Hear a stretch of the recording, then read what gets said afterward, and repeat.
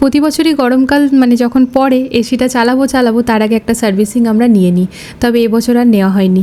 আর এখন যেহেতু আমাদের এসিটা একদম নতুন, এই নতুন ঘরে এসে পরে আমরা দুটো এসি কিনেছি ফ্রেন্ডস প্যানাসোনিকের, তো 5 বছর অবধি এখন সার্ভিসিং ফ্রি আছে জানো তো, দুটো এসিরই কোনো টাকা লাগবে না। তো সেই কারণেই আর কি বর বললো চলো করিয়ে নিই। এখন আমাদের এসিটা না তুলনামূলকভাবে খুব কম চলে। আগে আমরা যেখানে থাকতাম সেখানে প্রচুর চালাতে হতো, আর সেখানে জানো তো মিটারের লোডেরও একটা ব্যাপার ছিল। আর এখানে না ওরকম কোনো ব্যাপার নেই, কিন্তু দেখো কীরকম এখানে প্রয়োজনও অতটা পড়ে না। তো যাই হোক, আগের দিন বর একদম বুক করে দিয়েছিল, আর আজকে সকাল সকাল ভাইয়ারা ফোন করে চলে এসছে। আর এই সার্ভিসিংটা করার পরে জানো তো হাওয়াটা যেন আরও বেশি চিল্ড। রাত্রেবেলায় পুরো রাত এসিটা নিতে পারিনি, ফ্যানটা চালিয়েছিলাম, যা কি গরম কিন্তু বেশ ভালো আছে, বেশ ভালো মানে খুবই ভালো। যতবার রান্নাঘরে যাচ্ছি ততবার কিন্তু কাপড় চেঞ্জ করতে হচ্ছে, আর কাপড় চেঞ্জ মানে স্নান করতে হচ্ছে। কুলিংটা ভালো আসছে, পারে বন্ধ করে দাও, এসিটা বন্ধ করে এটা তুমি সরিয়ে দাও, আর ওগুলো পুষতে হবে। মোটামুটি 3 থেকে 4 বার দিনে স্নান করছি, তো সব সময় তো আর এসি চালিয়ে বসা যায় না, তবে এসিটা যখন চালাচ্ছি তখন বেশিক্ষণ নেওয়া যাচ্ছে না। তো সকালবেলায় বোনটা ঘরটার মুছে চলে গিয়েছিল, কিন্তু এই ভাইয়ারা যেহেতু এসি টেসি ক্লিন করলো আবার কিন্তু নোংরা হলো। তা আমি এখানে ঝাঁটাটা নিয়ে ঝাড় দিয়ে আবার কিন্তু পুরো লিভিংটা পুছেছি, লিভিংটা প্লাস রুমটা। বাবুদের যেহেতু এখন স্কুল নেই তাই ঘুম থেকে আমি একটু দেরিতেই উঠছি ফ্রেন্ডস, কারণ সবসময় তো তাড়াতাড়ি উঠি, মনে জানে এ কটা দিন একটু লেট উঠি, যদিও ইচ্ছেটা তো অন্য ছিল যে তাড়াতাড়ি উঠে নিচে গিয়ে এক্সারসাইজ করব, বাট তারপর যেন এখন কি মনে হচ্ছে ওই এক্সারসাইজের অভ্যাস করে আর লাভ নেই, ওটাকে তো কন্টিনিউ করতে পারবো না, মেয়েদের স্কুল খুলে গেলে আমি নিচে কীভাবে যাব। তো এই দেখো একটু তাড়াতাড়ি মানে একটু লেটেই বরং উঠছি, যে ঘুমটাই বরং পুরো করে নিই। আর চিম্পু আমার ছোট হেল্পার, ও যাচ্ছে আসছে জিনিস নিয়ে আসছে, আর ওই সাইডে আছে চম্পক ক্যামেরাম্যান। আর এখানে বাবা আর মেয়ে দুজন মিলে বসেছে দারুণ এক জিনিস করতে।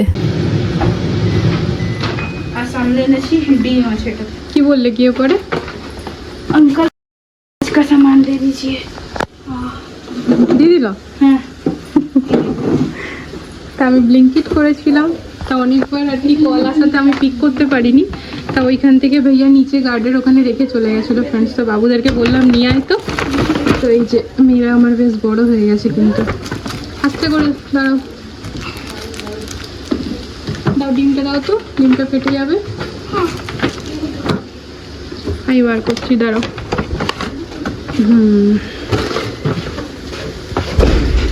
তবে একটা কথা আছে ফ্রেন্ডস, যদি সব কিছু গুছিয়ে বাগিয়ে কাজগুলো করি না, একটু দেরিতে ঘুম থেকে উঠলেও সব কাজই সময় মতো হয়ে যায়। বরকে এতদিন প্রচুর বলেছিলাম টোপিয়ারিটা কি, আমাকে বলো বলো বলো, বলে খালি বলতো কি না কি হ্যাঁ হোক তারপর দেখবে। অসাধারণ হয়েছে। তোমরা এই ব্লগে ফাইনাল লুকটা তো দেখতে পাবে না, তবে নেক্সট ব্লগে দেখবে, দারুণ হয়েছে। এখানে টোপিয়ারি প্রিপারেশন চলছে, অলমোস্ট এই ঢাঁচাটা তৈরি হয়ে গেছে, এবারে এই বাউন্ডারিটা তৈরি করবো মাঝটাতে। আর এতটাই সুন্দর হওয়ার কারণে আমি বলছি হ্যাঁ গো এটা ঘরে রাখলে হবে না, বলে না এটা বাইরে, কারণ ওর মধ্যে জেড প্ল্যান্ট আছে, আর জেড প্ল্যান্ট জানো তো বাইরেই ভালো থাকে, ঘরে ভালো থাকে না।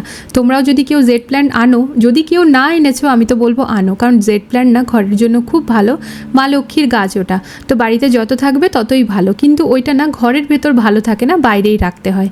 কালকে একটা কমেন্ট পেয়েছিলাম যে দাদা কি নন বেঙ্গলি, তো বলি কিছু কিছু কমেন্ট ব্লগের মাঝে এবার থেকে আমি বলে দেবো ফ্রেন্ডস, না নন বেঙ্গলি নয় আসলে, না এইসব কমেন্টগুলো না উত্তর দিয়ে ঠিক বোঝানো যায় না। অনেকেই হয়তো আমাদের খাওয়া দাওয়া দেখে পরে ভাবে আমরা বাঙালি নই, কারণ বাঙালি মানুষ মানেই তো মাছে ভাতে, আর আমরা মাছ মাংস খুবই রেয়ার খাই, মাংস তো বলতে গেলে খাইই না, আর মাছ তো খুবই রেয়ার, হয়তো মাসে একবার 2 মাসে একবার। তো না গো আমরা বাঙালি, আমি আমার বর আমরা সবাই বাঙালি, তবে কি জানো তো আমরা এখানে থেকে এখানকার মতো হয়ে গেছি। আমার এটা ফাইনাল টাচ, ফাইনাল মানে এটা তৈরি করার টাচ ফাইনাল হবে, এরপরে ডেকোরেশন হবে এটাতে। চলো জলটা একটু দিয়ে দিই আরো। এতক্ষণ ধরে তো ডেকোরেশন করছিল। হ্যাঁ হোলি হ্যাঁ টোপিয়ারি হ্যাঁ। আমরা কিন্তু ভীষণ খাদ্যরসিক, তবে কিন্তু সবই ভেজের উপরে, নন ভেজের নয়। তো হ্যাঁ ডিমটা মোটামুটি ভালো লাগে, তাও যে বলবে খুব ভালো লাগে এমনটা নয়। তো এখানে দেখো আজকে ছিমছাম মেনু, আমার সয়াবিন কষা করেছি, ডাল করেছি পাতলা করে মুসুরির, তার সাথে ডিম ভেজেছি আর ভাত, একেবারে ফার্স্ট ক্লাস, সবাই এত তৃপ্তি করে খেয়েছি না যে কি বলবো। আর এখন হচ্ছে সন্ধেবেলা, বেশ অনেকটাক্ষণ পরে আবার এলাম ফ্রেন্ডস। Good evening. আজকে জানো তো চম্পক মাকে খুব বকা দিয়েছি, তার কারণ ও না বারবার মাম্মাম এখানে ঘুরতে চলো ওখানে ঘুরতে চলো। আর সত্যি কথা বলতে না, এখন মন মেজাজ একদম ভালো নেই। প্রতিদিন এরকম কিছু না কিছু নিউজ আসছেই, মানে খানিক দিন বাদে বাদেই, যেখানে এই প্লেন দুর্ঘটনা বা ট্রেন দুর্ঘটনা, যেগুলোর জন্য না মানে নিজেরও মনে হচ্ছে আজকের জীবনে না বেঁচে থাকাটাই যেন খুব বড় একটা কোশ্চেন। মানে রাত্রেবেলায় শুতে যাওয়ার সময় মনে হচ্ছে যেন আজকের দিনটা পেরিয়ে গেল, জানি না কাল কী হবে, প্রতিটি মানুষের জন্য তাই। যাদের যাদের জীবনের সাথে এই দুর্ঘটনাগুলো ঘটে যাচ্ছে, আমি জানি না ভগবান তাদের আত্মার শান্তি দিক, তাদের পরিবার পরিজনকে শক্তি দিক, যে এই মানে কঠিন সময়টা যেন তারা পার করতে পারে। একমাত্র তারাই জানে যে এই টাইমটা কিভাবে পার হয়। আমিও আমার বাবাকে হারিয়েছি, তাই আমি জানি নিজের কাছের মানুষকে হারাতে কতটা কষ্ট লাগে। তো যাই হোক, এইদিকে ফ্রেন্ডস আবার কোভিড কেসও অনেক বেশি বেড়ে যাচ্ছে, কিন্তু চম্পকমা বারবার ঘুরতে যাওয়ার জেদ করছিল, তাই ওকে খুব বকা দিয়েছি আজ।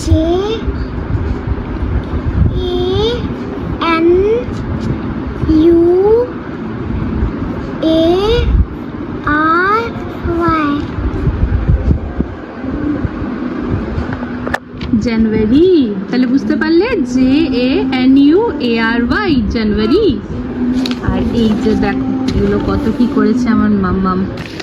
এখানে হচ্ছে ই কি মাত্রা, এটা কি লিখেছো মা? কি? এটা ক্ষীর। এটা গীত। এটা ঘি। এটা চিল। এটা চিলা। এটা জিত। এটা কি লিখেছো?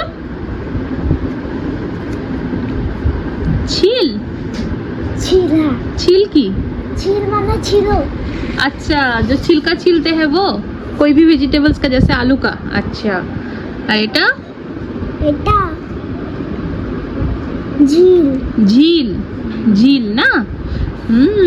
কি সুন্দর হ্যান্ডরাইটিং করেছে দেখো আমার মাম্মাম, একদম গোটা গোটা হ্যান্ডরাইটিং, খুব সুন্দর।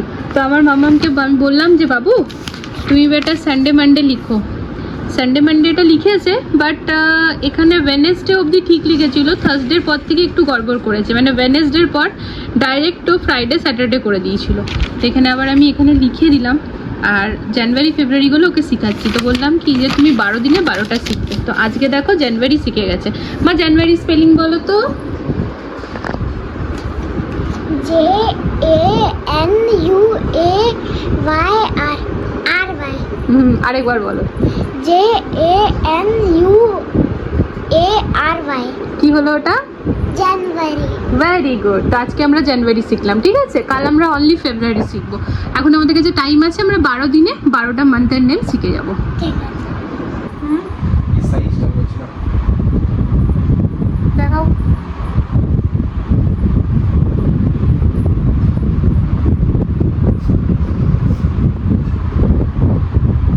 বুদ্ধহাটের তাহলে অর্ডার করেই দাও না, তাহলে তো কমপ্লিট হয়ে যাবে। একটু বড় থাকবে, এটা ছোট হয়ে যাচ্ছে। 500 টাকা নিয়ে দিছে। না, একটু বড় সাইজের অর্ডার করো। সুন্দর, হ্যাঁ, অসাধারণ। সাপোর্ট আছে, বাসের সাপোর্ট করে। বাসের সাপোর্টটা তো বুঝলাম, কিন্তু এরকম ঘুরিয়ে ঘুরিয়ে সুতো দিয়ে বেঁধে বেঁধে করেছো, খুবই সুন্দর লাগছে। এটাকে কমপ্লিট করো জান। হ্যাঁ, নেক্সট ব্লগে কমপ্লিট থাকবে। আর এই সাইজিং রেখে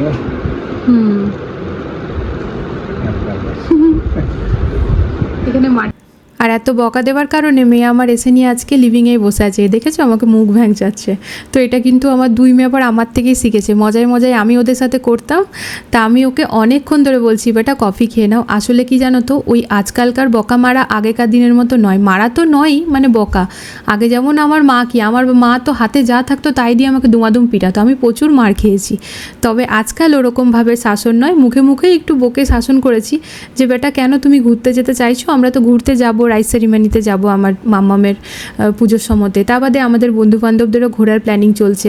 তবে এখনই এই মুহূর্তে যেতে হবে এমন তো কোনো মানে নেই, বাড়িতে থাকো, একটুখানি রিল্যাক্স করো। তো এইসব ওকে বোঝাতে গিয়ে একটু বকেইছি বলতে পারো। তো মেয়ে একটু থমকে বসে আছে। তো এখানে আমি তারপর রান্নাঘরে চলে এসেছি আটা ঠাটা মাখতে। আসলে কি জানো তো ফ্রেন্ডস, আজকাল বাড়ি থেকে বেরাবো বললে কেমন জানি একটা ভয় লাগে, সবসময় একটা মনের মধ্যে ভয় কাজ করে। এত মানে দুর্ঘটনা ঘটছে, কিভাবে ঘটছে সেটা জানি না। মানে আজকাল মানুষের জীবনের কোনো দামই নেই, চাই সেটা যে কোনো জায়গাতেই হোক, আজ আছি কাল নেই। তো যাই হোক, রাত্রেবেলা খাওয়া দাওয়া করার পরে দেখো এখানে পার্কে চলে এসেছি, আর সব বাচ্চারা এখানে একসাথে খেলছিল, ভাবিরা আমরা সবাই হাঁটছিলাম, ভাইয়ারা বড়রা ওরা সবাই যে যার মতো মিটিং কথাবার্তা এগুলো তো হয় প্রতিদিনকার। তো এবারে বাড়ি যাওয়ার কথা হতে মেয়েরা বলছে না না আরও 5 মিনিট দাঁড়াও, এখন তো স্কুল নেই। চম্পা বাবু কালকে স্কুল আছে, স্কুল আছে চলো। তো সারা রাত খেলবে নাকি? তার মানে আরে এরা বাচ্চারা নতুন গেম বানিয়েছে, যা দারুণ বানিয়েছে না। এত এত বুঝালাম আমি, তবে একসাথে খেলছে এরা। আমি বুঝালাম। চলো চলো দেখো সবাই যাচ্ছে, চলো। হ্যাঁ তা বেশিক্ষণ তো আর নিচে থাকার নয়, তো সবাই মিলে পরে বেশ খানিক সময় কাটিয়ে উপরে চলে এসেছি। তবে আসার সময় নিয়ে এসেছিলাম আইসক্রিম, আর এখানে দেখো ম্যাঙ্গো ডুয়েট নিয়ে এসেছি, দারুণ লাগে খেতে জানো তো, ভেতরে ভ্যানিলা থাকে উপরে ম্যাঙ্গো। তো এটা কোয়ালিটি ওয়ালসে পাওয়া যায়, আর বরের জন্য কোকা কোলা ফ্লেভার নিয়ে এসেছি। তো যাই হোক চলো, আজকের এই ব্লগটা এখানে এন্ড করছি। ভালো লাগলে চ্যানেলটিকে সাপোর্ট করো ফ্রেন্ডস। দেখা হচ্ছে আগামীকাল একটা নতুন ভিডিওর সাথে, আবারও খুব জলদি। Good night, love you all, tata.